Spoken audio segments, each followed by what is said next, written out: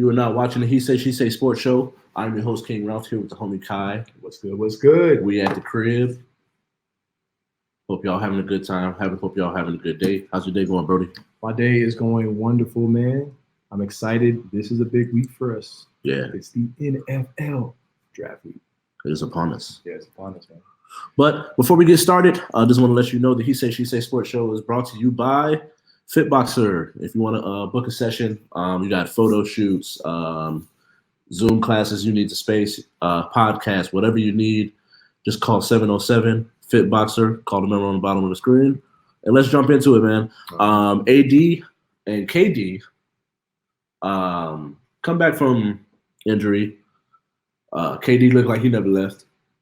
AD looks like he needs some work. He definitely has some rust on him. Some pool aerobics work. So it leads me to ask, who is more important to their team's success?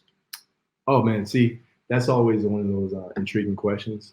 But I have to go with Anthony Davis. The reason why I have to go with Anthony Davis is because we saw that last season, AD was a matchup mismatch for every single team in the Western Conference, right? And so we're looking at Anthony Davis. He provides an impact on the offensive and the defensive end. And the Lakers have stayed afloat 500 ball for the most part without LeBron James and without Anthony Davis. But Anthony Davis is that perfect combination with LeBron James. So the Lakers, they need Anthony Davis. He could play the 5 position when Andre Drummond gets taken out of the game, because I've been paying attention to the Lakers a lot. Actually, that's my favorite team, right?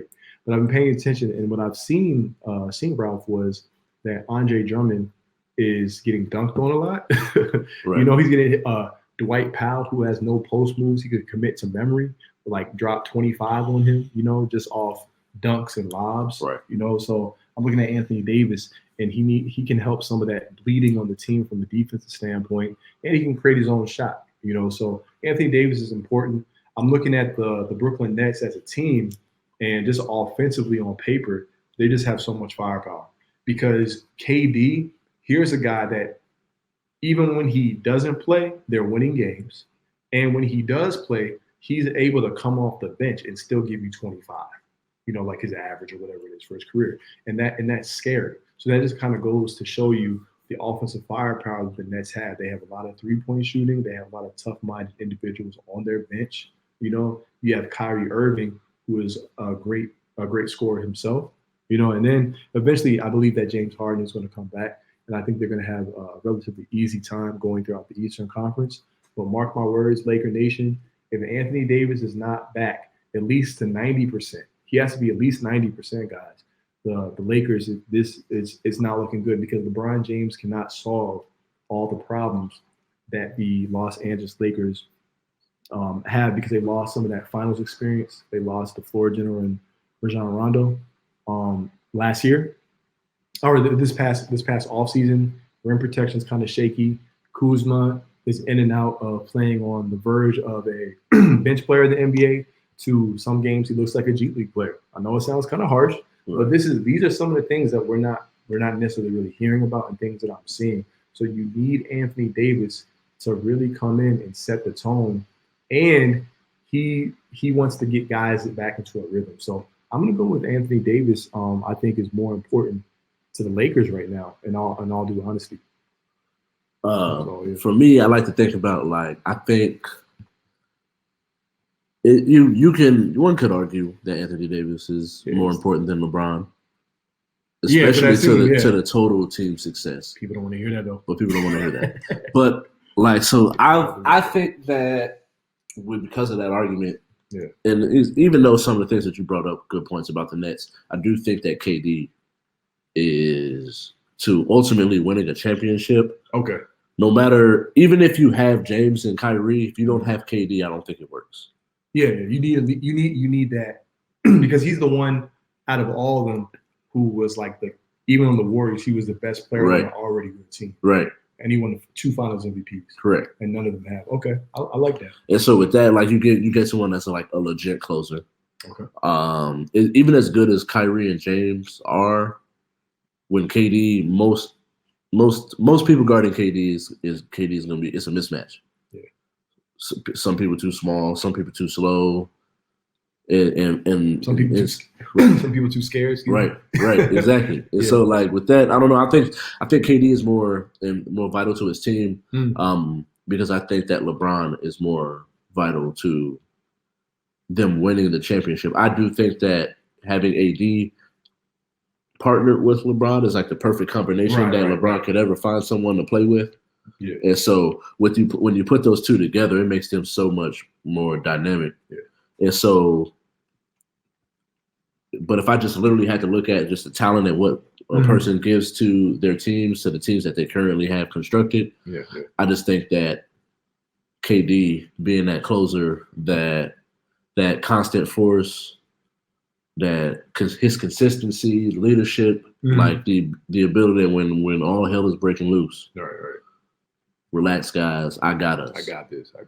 Yeah. And so, like, that's why I would go with AD being or KD. KD being the more important player. Let's just call AD the unibrow, so we don't get it. The brow. The brow. Fear the brow. Yeah. No, and I don't have any problem with that. I think for me, just as a Laker fan, I think it's because I'm looking at the depth of the West, and I think the distance traversed, the difference it's going to take to actually get to the NBA Finals. Right. And I feel like even without KD, with no disrespect, excuse me, I feel like the Brooklyn Nets, they can literally,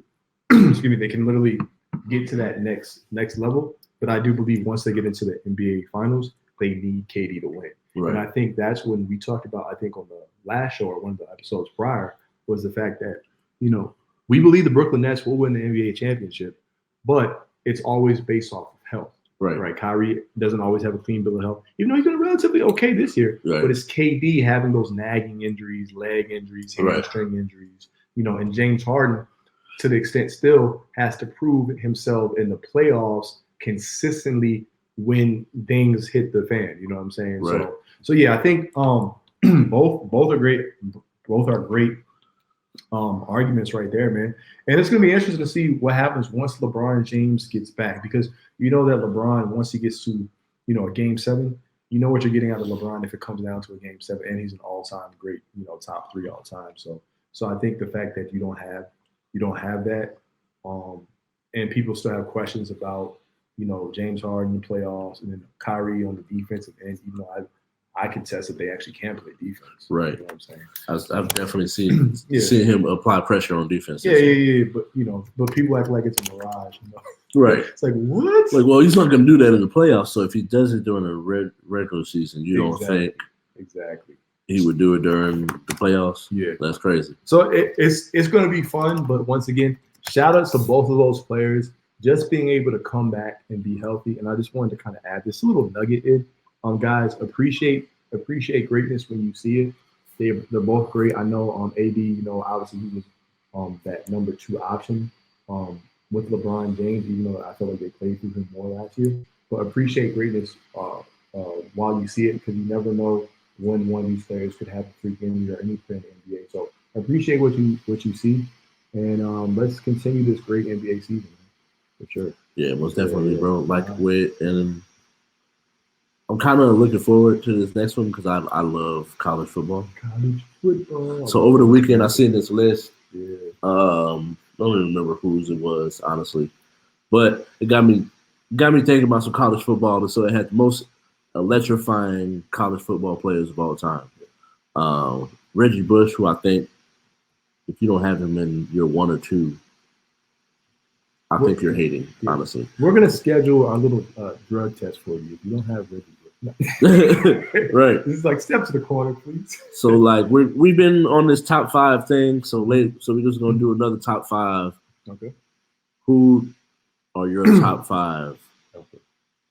Do you agree with this list, or do you have your own list of top 5? So I think I'm gonna for our audience, I'm gonna run down who's on the list. Right. We have Reggie Bush, number 1. Number 2, Michael Vick. Number 3, Adrian Peterson. Number 4, Vince Young. Number 5, Charles Woodson.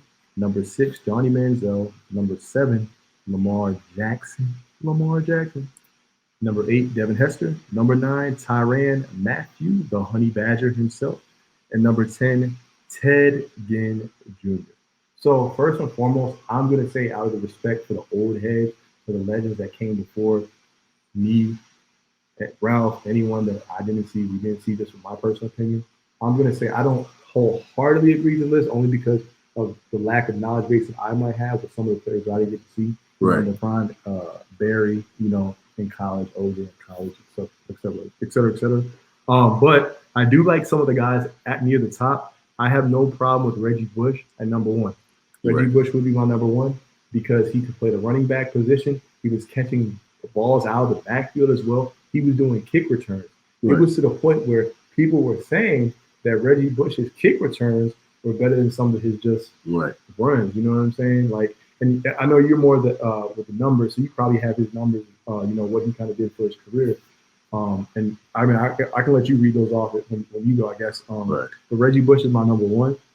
My number two, I'm going to be biased. I'm just going to be biased. I know we have recency bias, but I know what I saw and to what he's doing at the MVP level now in the NFL. But Lamar Jackson was, I feel like, an extension of Michael Vick, right? But he was able to do it against the teams like the Florida State won a Heisman in college, but also, right, his second year was arguably better than his first year at Louisville. And I just think just a running threat. He was doing quarterback power runs. He was improvising. He was people don't get to talk about it, but he was going toe to toe with Deshaun Watson. Right. So he was a dual threat, like just amazing. Okay. Number two, and that was number two. Number three, it was tough. It was tough, right? It was tough for me. But number three, you're gonna hate me for this. I'm gonna go with old boy. I'm going. I know, right? Hey, because look, I feel like in obviously his opinion, but I feel like when we talk about Johnny Manziel, I know people talk about the off the field, but I feel like Johnny Manziel did so much, right, to get him picked how high he got picked, right? So I feel like he did all that, and then obviously he blew it. But I'm not going to allow past transgressions and things off the field to make me forget what he did. Right. You know what I'm saying? All his stock, his prime or his peak was in college. Right. I'm going to go with Money Manziel. Like, I used to have extensive conversations over at UNLV in between class about Johnny Manziel. So Johnny Manziel is my number three. I want to put a defensive player here because I think of electrifying. Sean Taylor was electrifying in college. I know they have Devin Hester. It's tough, man. It's tough. I'm going to go with Charles Woodson. I'm going to go with Charles Woodson as my number four. Heisman, once again, defensive back. He was amazing. You got to think about that pose that he was doing. And then my number five.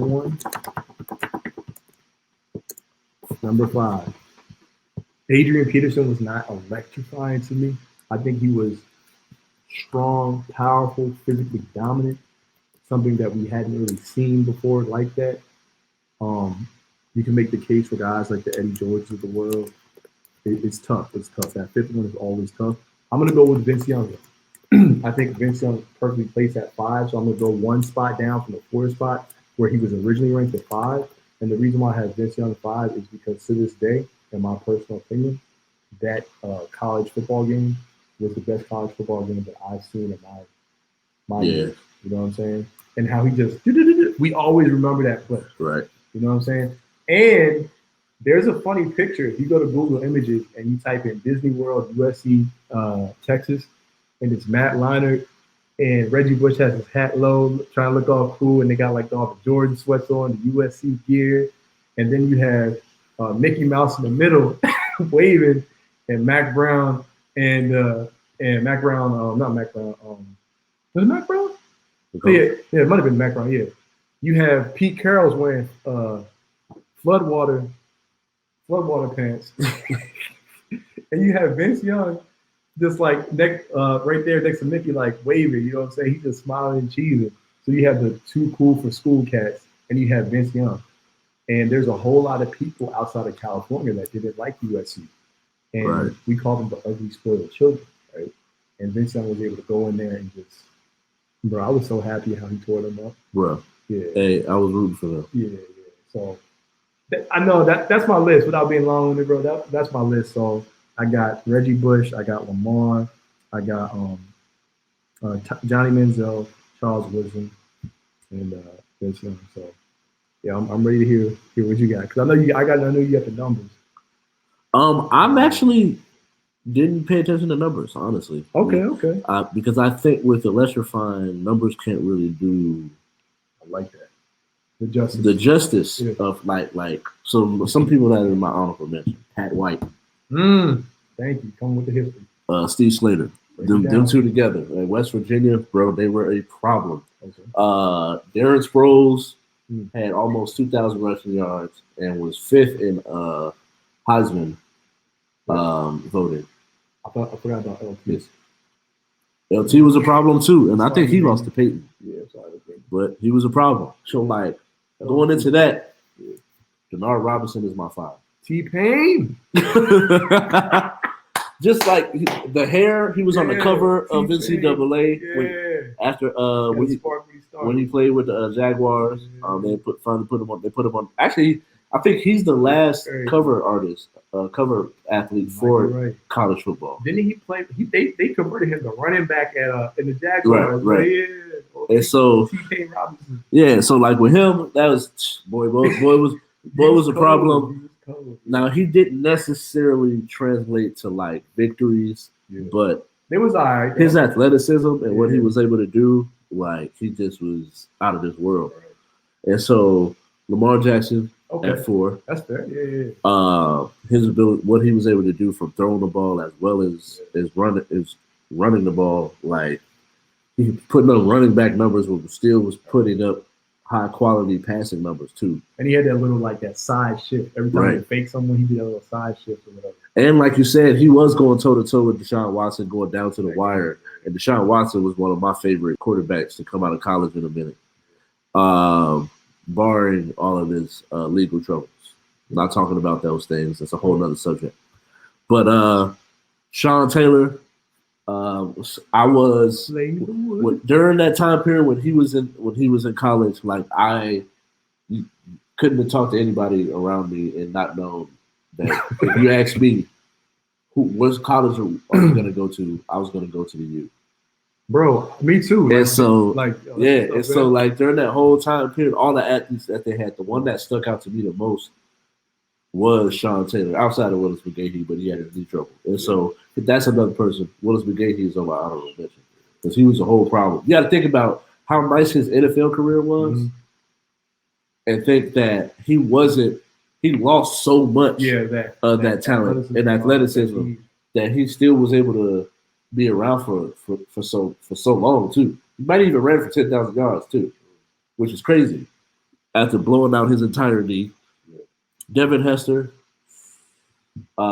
just from the ability that like when you get the ball in your hand, there's at any moment there's a touchdown, and that is him in a nutshell. But without it, but then Reggie Bush is my one, but that's the one takes it even further because Devin Hester wasn't the offensive weapon until he got to the NFL. It's the NFL, yeah. Once he got to the NFL, it was over. He was breaking records. Right. And so, but he was a whole problem in college too. He was just as much of a problem, but his team wasn't that good, so you weren't able to really see it. Right. Yeah. And so Reggie Bush was doing this on the biggest stages, the primetime games at USC. USC is almost undefeated almost every year during this time period. And so it's like out of all the players and athletes that they had, Reggie Bush was the best clear-cut player on that team. Oh yeah. He was like outside line. He was the offense. Right. He was the offense. He was the special team. You know what I'm saying? And he was the one person that kept the defensive coordinators across the nation up at night. Right. You know, if you had to play them. You know. So I feel you on that. Hold up, I got a text.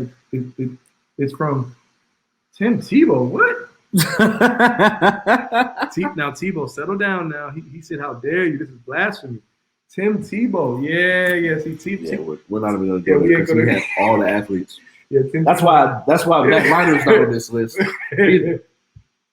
Yeah, I saw that because I remember I saw the greatest college athletes or greatest college players of all time, and they had Tim Tebow at like 8 or 9 or something like that. But yeah, Tim Tebow was cold, man, and I was a fan of his in college. I didn't say I was a fan of him in the NFL, but the dude just won games. I was hated. Yeah, okay. I did not like him. Right. Because when he just the Yeah. game that put him on the map is when they beat Ohio State in the championship game. So Cam Newton texted me too. Cam said, "Where we at, man? Come on, bro." Cam was cold, but he wasn't like man. electrifying. Yeah, it's debatable. Yeah, like it's debatable. Like he wasn't electrifying to the point where I would put him over one of these people. Yeah. Now he was a problem. Yeah. Maurice Claret, he put Maurice Claret. No, don't go for the Trump movie. No, Maurice Claret. Mister should have stayed in college. Yeah, should have stayed in college. One more year, and then just wait to come out, bro. Man, they man, Maurice Claret, bro. Man, he was on. He was on every game, man. So, but yeah. But yeah, no, those are good. I think we're just kind of like it's just really like amazing. We just kind of laugh because we're just kind of thinking about some of those old time players. So yeah. Let us know who you think your top 5 most excited players, or just best top 5 players that you like to watch, or some of your favorites from college football over the years. We're going to use this opportunity to transition into. We're going to be talking about UFC. So there was a wild fight card over this past weekend. 2 fighters break their leg in back-to-back fights, Anderson Silva style. Rose, I'm not even going to attempt to say her last name, but if you follow UFC, Rose gets her title back, which during this process, I found out that she's the first female to lose the belt and then regain the belt back after losing it. Most of the time they lose the belt and then they never get it back. So shout out to Rose doing some big things out there. She might be my new favorite UFC fighter just off the strength of that, you know. That's history. Yeah, she came in, hit whole girl with the big dick. With that Sharkeisha. It was a rap. Sharkeisha, no. Yeah, it was just like that. Shout out to Tara too. Tara called it. I was rooting for Jane. Okay. And then she was out there looking real foolish after catching that 1-2. But then Usman, the meat and the potatoes, man. Why he hit old boy like that, man? Well, first of all, you can't laugh, right? If they get knocked out right after the laugh. Yeah. So like Masvidal, you just gotta hold that L though. Like there's really not much you can do about that. You just gotta take that L and just be like, you know what? That's what I get. Here's a good question: was that the most embarrassing loss? Well, it depends on how we define embarrassing, because embarrassing, you know, would be like super heavily favored. Yeah. But just the way, I think, in terms of an entertainment factor. Oh, because me and Ralph were talking. Because I can see the sweat come off his body too. Right. Me and Ralph were talking, you know, earlier in the day, and I had told Ralph, I was like, you know, I showed my dad like that knockdown like 3-4 different times, and it was so funny. Like it was so gruesome and yet so funny at the same time. Right. Because the dude was like, he kept hitting him with these junior varsity level kicks, man. And dude was just like, look, before we get to the kicks, bro, Usman came through, right? And he had the predator look, right? He said, I am here. I'm going to take what is rightfully mine. You represent a threat, and no one's going to stop me. He came in, you know, and then old boy, he just kind of like, yeah, hey, I'm just happy to be here, man. Like, you know, in his own little rhythm, hitting them little kicks. This dude, boom! And then next thing you know, he thinks he got old boy, and he's smiling, and pow! And the dude just went down like a Lincoln log. Look, man. God, the way you just broke that. Oh man, like a Lincoln log. Yo. Then he came through like this. Bro, because I'm not really always extremely heavily versed in UFC. I've watched a couple different fights, but I enjoyed it. I literally enjoyed it, man. Yeah. It was amazing, and that to me that to me was just exciting, and just how quickly he put in work. And I think it's a testament to how you come into the ring, right? Right. Obviously, you want to be a showman. Like, even it's different, boxing different. Floyd is a showman. So you want to put a good show in, but you got to maintain your focus. I've seen people dance, on the side and get popped out, knocked out like lights out. So yeah. But that was my favorite part of the night, fight of the night. And yeah, man. What was your thoughts on that? I ranked that like a 9.5, 10, 11, whatever, on a scale of like 1 to 5. Yeah, that was prior to that knockout. I probably would have went with Rose or her knockout. Yeah. Cause bro, like when homie got hit, you could see his sweat. It looked like his soul came out of his body. Yeah. With the wind. Oh man, it was old boys, the shadow realm. Yeah, man, it was all bad. Yeah, that is, and then the way, and then in which the fashion it happened, like coming from the person that it happened to. Yeah. For those of you that don't follow Usman, he has a big wrestling background, and his boxing has come into question. And it's when you really start looking at the last couple fights, how did he finish the fights and the knockouts? So like to have that background, but also have the boxing to the power to knock someone out and be able to control the fight like boxing with your wrestling, it makes me question, like, all right, who can he fight now? Because like now it looks like he either needs to move up, or someone needs to move down or up into his division to where it gives a good fight that we haven't already seen before. So like, yeah, that makes sense. But with that, I definitely that knockout takes the cake. Probably one of my favorite knockouts I've seen in a good amount of time. Valentina was able to Shevchenko was able to defend her title as well. That's one of the fights that we did mention. She dominated her fight. Jessica Andrade. Yeah, it didn't look good for her. Someone please call 911. Yeah, like homegirl had her in the crucifix, right. And like, yeah, bro, she had homegirl like with she had her pretty much like this. It was just punching her in the face until the ref came and broke up the fight. And refs be like, oh man, this is free entertainment. I watched this one clip. It was like an old UFC clip, and it was like it was the history of the heavyweight belt. Okay. And it was a black dude that was like, he was like the second or third person to win the heavyweight title in UFC history. And like, he got somebody in the same position, except this time the way that old girl was, the other girl's body was kind of on top of her, so she wasn't able to just wail on her. Yeah. But like the way that this dude was, he like was stuck, and the dude that's holding him is behind him. Ooh. So he just was like going like this on his face. I was like, yo, ref. And the ref let him hit him like 6 times. Bro, they be murdering people out there, man. I was like, ref, help this man. Help. Right. He's killing him. Life alert. You need some milk. Yeah. You need some milk. You need some milk. Oh my goodness, man. That got me weak. But yo, UFC is exciting, guys. Yeah, definitely check it out. It's definitely one of the more exciting. Like it sucks because I grew up on boxing. Yeah. So like it kind of, and that could be a whole nother topic in a sense, but for another day. But like gladiator art of UFC is what draws people. Right. Like, because there's so many different. Like for me, when I started watching it, I like to see the hands. I want to see hands thrown. I don't want to see no boring wrestling match. Yeah. I want to watch wrestling. I just watch some WWE, which not the same, but you get what I mean. You get chairs, props, right. I wasn't really that big into wrestling until probably a couple years into being into UFC, and so like now I enjoy it more than I even watch boxing. And so it's like but the thing I enjoy with UFC is that the fights we want to see, they make those fights happen. Now, as far as like the whole business of it all, like the UFC fighters, I don't think that they get paid what they should. But that's like I said with what I just said 30 seconds ago. It's a whole nother conversation for a whole nother topic.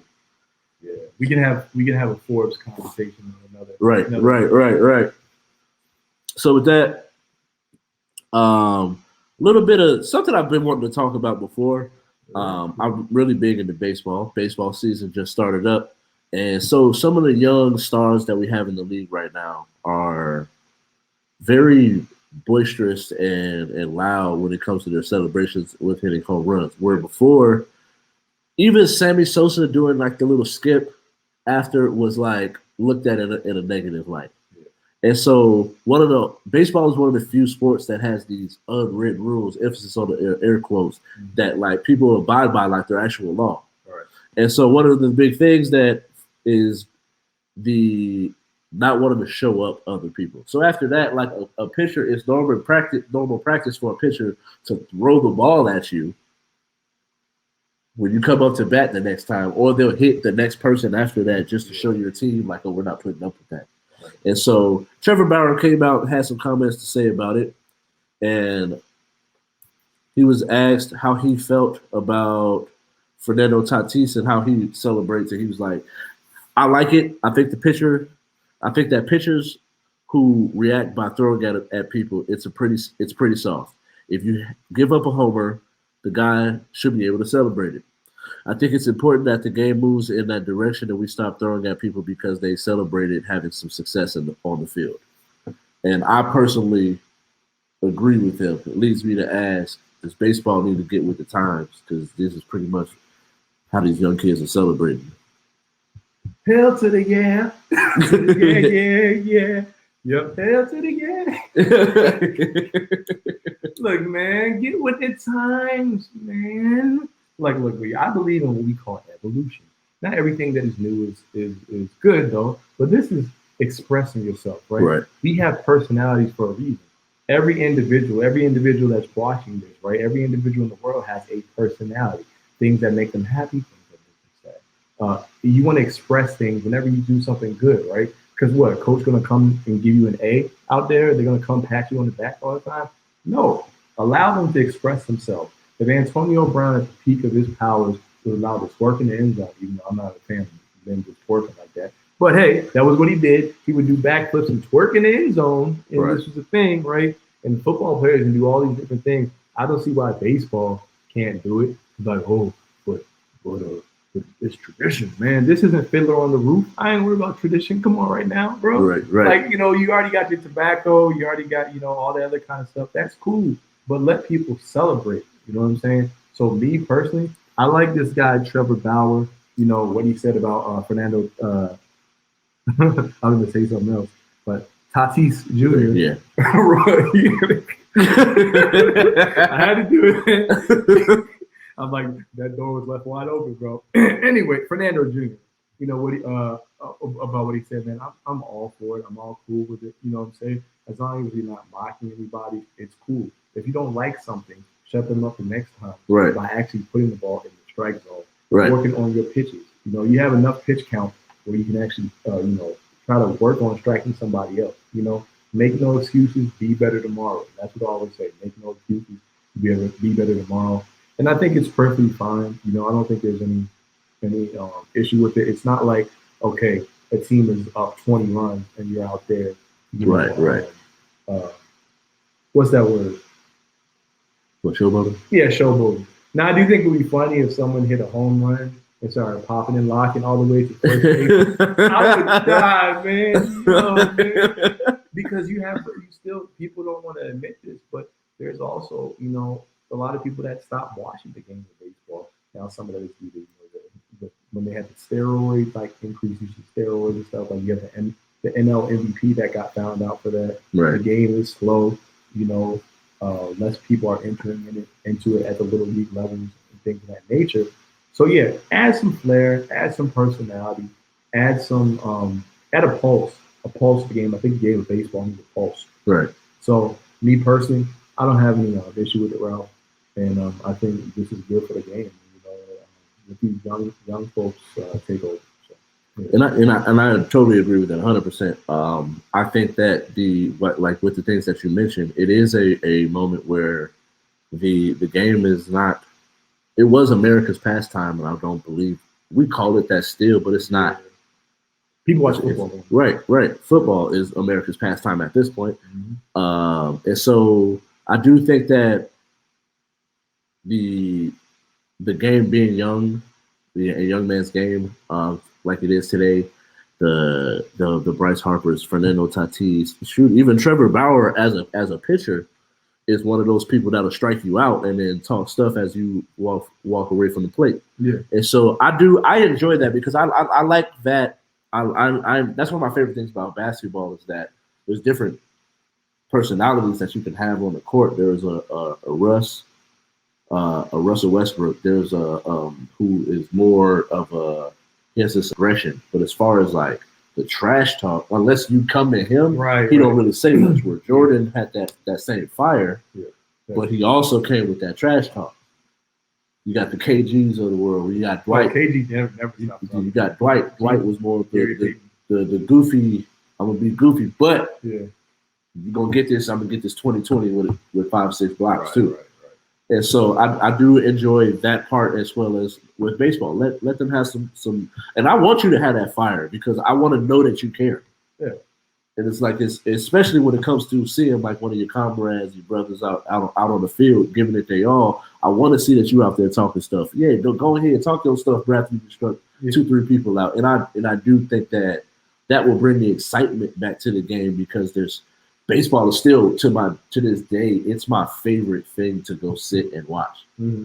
Now, the only thing I hate about baseball is that the season in which it's in is during the summer, and it's hot, and it's like